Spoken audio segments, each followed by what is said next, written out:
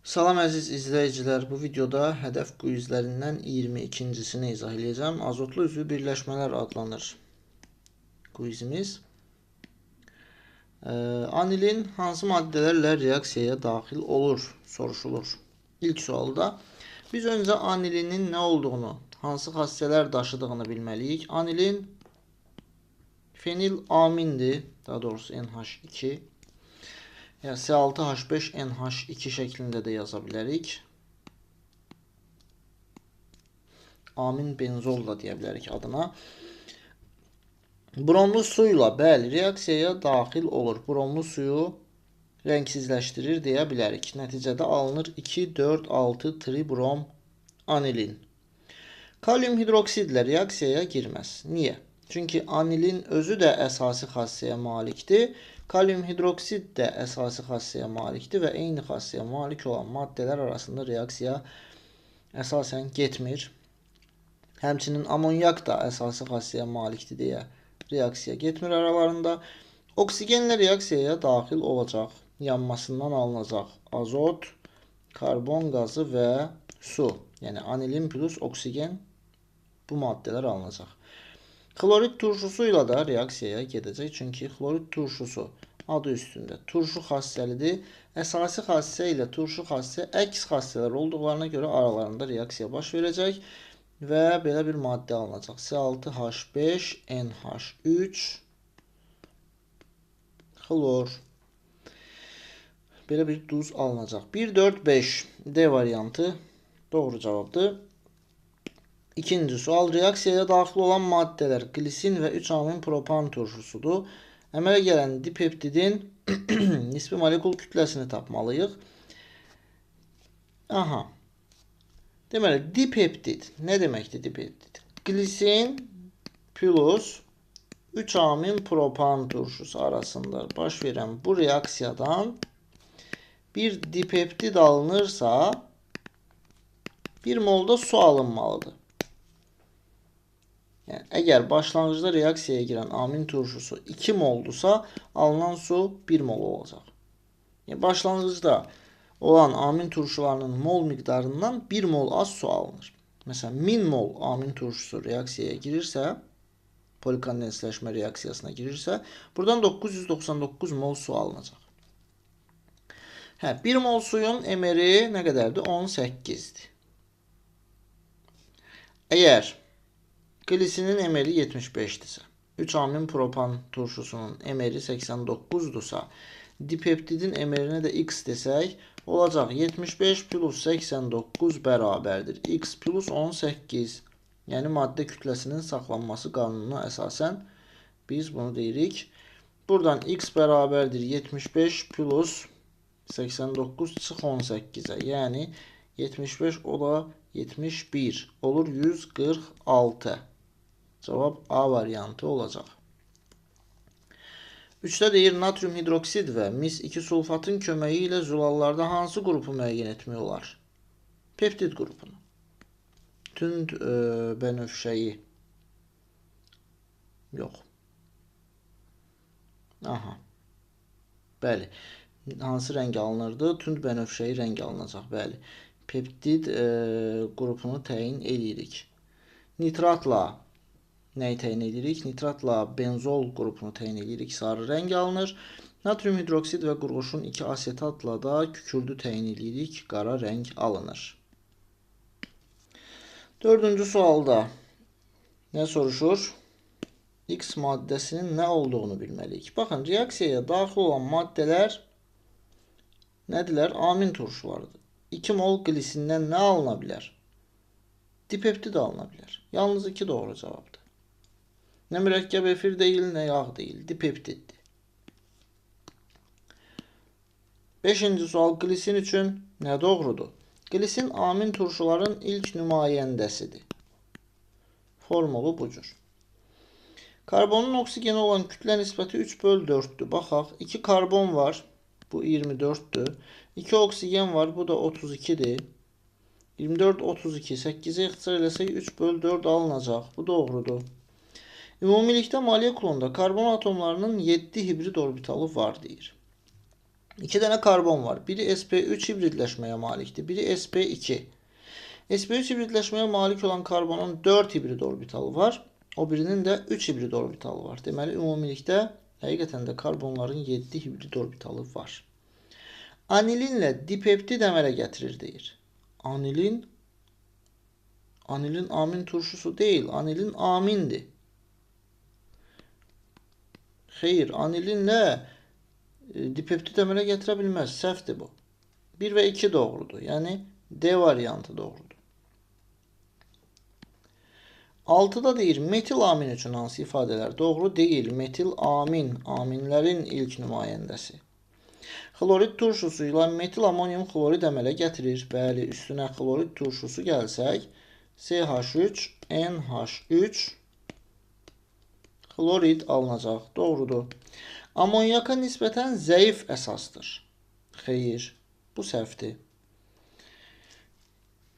Amonyakın hidrogenlərini alifatik radikallarla əvəz etdikdə əsası xassə artır.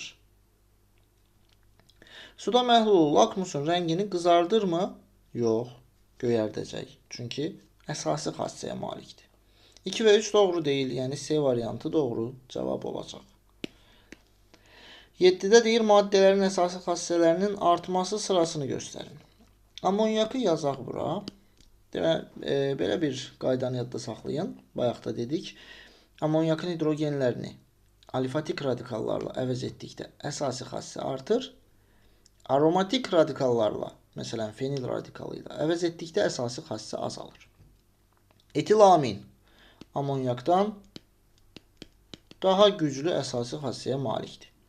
Fenil amin. Fenil radikalı aromatik radikaldır. Burada artıq əsası xassə amonyakdan azdır. Dietil amin. Bu etil amindən də güclü əsası xassəyə malikdir. İndi baxaq. Amonyak buradadır. Etil amin buradadır. Fenil amin burada. Dietil amin də burada. İndi biz artma sırasını bu istiqaməti götürəcəyik. 3, 1, 2, 4. Yəni A variantı doğru cavabdır. 8-də deyir, hansı reaksiya tənliyi amin sirkə turşusunun əsası xassəli olduğunu göstərir. Əsası xassəli nə deməkdir? Turşu ilə reaksiyaya girməlidir. Turşu ilə reaksiyaya girirsə, həmin reaksiyada amin sirkə turşusu öz əsası xassəsini ortaya qoyur. Yəni B variantında görürsünüz, turşu ilə reaksiya görünür. Ona görə cavab B olacaq. Digər reaksiyalarda turşu ilə reaksiya yoxdur digər variantlarda. 9. Amin turşularının reaksiyasından alınan məhsul dipeptidi göstərin deyir. Peptid rabitələrinin sayı nə qədərdirsə, o deməkdir ki, onun üstünə 1 gəlirik, alınır dipeptid. Belə deyək də, dipeptiddə bir peptid rabitə olmalıdır. Dipeptid nə deməkdir?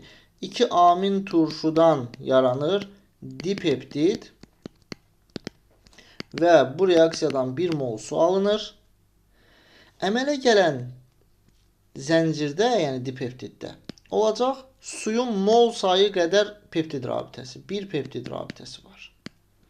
Adına aldanmayın. Adı dipeptiddir, amma içində bir peptid rabitəsi var. Tripeptid olsaydı 2 peptid rabitəsi olacaqdı. Tetrapeptid olsaydı 3 peptid rabitəsi olacaqdı. Deməli, biz Y-ı götürürük. Yalnız Y nədir? Dipeptiddir. 10-cu sual. Metil etil amin üçün hansı ifadə doğru deyil? Metil etil amin ikili amindir. Bir metil radikalı var.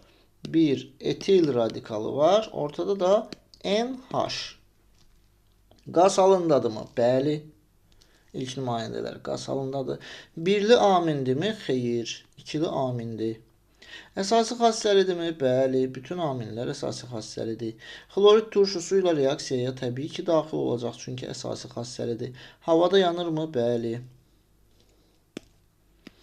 11.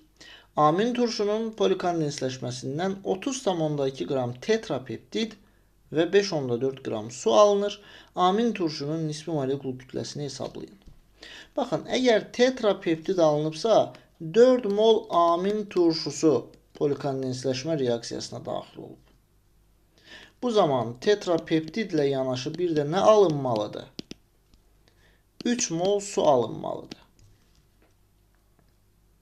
İndi əgər 30,2 qram tetrapeptid və 5,4 qram su alınıbsa, öncə biz tapmalıyıq tetrapeptidin emerini. 3 mol su, 3 vur 18, 54 qramdır. Deməli, 5,4, 54-ün 1/10-idir. Yəni, tetrapeptidin də emeri 302 imiş. 1 mol 302 qram imiş. Əgər sağdakı maddələrin kütlələrinin cəmi 356-dırsa, 4 mol amin turşusu da 356 qramdır. 4 molu əgər 356 qramdırsa, 1 molu görəsən neçə qramdır? Nə qədər eləyir? Bu 89 eləyir mi? Eləyir. X bərabərdir 89 qrama. Yəni, bu amin turşunun emeri ilə 89 olacaq. 12. 1 molunun tam hidrolizinə sərf olunan suyun kütləsi. Baxın, tripeptid. Tridən bir vahidi çıxın, tri 3'dür, bir vahidi çıxın 2. Buna 2 mol su lazımdır, yəni 36 qram. Dipeptid, di 2 deməkdir. 2-dən 1 çıxırıq, 1 mol su lazımdır, yəni 18 qram. Tetra 4 deməkdir. 4'dən 1 çıxırıq, 3 mol su lazımdır hidrolizinə. B variantı. Y, A, B. Və çatırıq situasiyalara. Kimyaçı boyaların dərman maddələrinin alınmasında ilkin xammal kimi istifadə edilən xarakterik iyili yağlı təhər X mayesinin üzərinə bromlu su əlavə edir. Bu zaman ağ rəngli çöküntünün alındığını müşahidə edir. X mayesinin adını və kimyəvi formulunu yazın. Aha. Bəli, ağ rəngli çöküntü alınırsa, bu hansı çöküntüdür? 2,4,6 tribrom anilin çöküntüsüdür. Deməli, X maddəsinin adı anilindir. Kimyəvi formulu da C6H5NH2'dir. C6H5NH2. Ağ rəngli çöküntünün alınma reaksiyasının tənliyini yazın və əmsallaşdırın deyir. Olar. Bu olsun anilin. Üzərinə 3 mol brom gələk. Belə bir maddə alınsın. NH2 brom plus da 3 mol H brom ayrılır. Reaksiya bu cürdür. Alınan, baxın, bu çöküntüdən söhbət gedir. Ağ rəngli çöküntü. Reaksiyaya 100 qram 48% bromlu su sərf olunarsa neçə mol çöküntü alınır? 100 qramın 48% eləyir 48 qram. Yəni 48 qram brom sərf olunur. 3 mol brom. Bura yazmayıblar. Bromun ayri 80'dir. Deməli, emeri 160'dır. 3 mol brom isə 480 qramdır. Yəni, normalda 480 qram brom sərf olunduqda 1 mol çöküntü alınırsa, 48 qram brom sərf olunduqda neçə mol çöküntü alınmalıdır? 480'dən 1 alınır, 48'dən x bərabərdir 0,1 mola. Bu da 15-ci sualın cavabı. Növbəti videolarda görüşənədək salamat qalın.